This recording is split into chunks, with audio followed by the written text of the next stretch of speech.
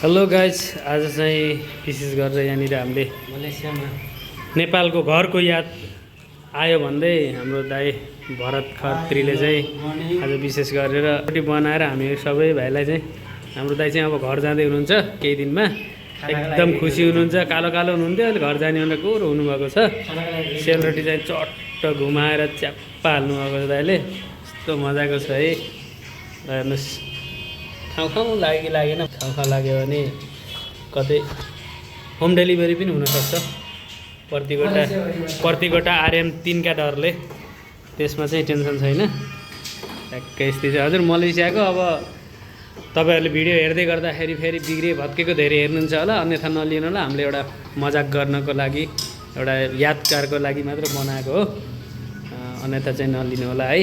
हाम्रो यस्तै छ बसाइ। अब मलेसिया हजुर, युरोपमा छैनौँ, दुःखम सुखम चलेकै छ।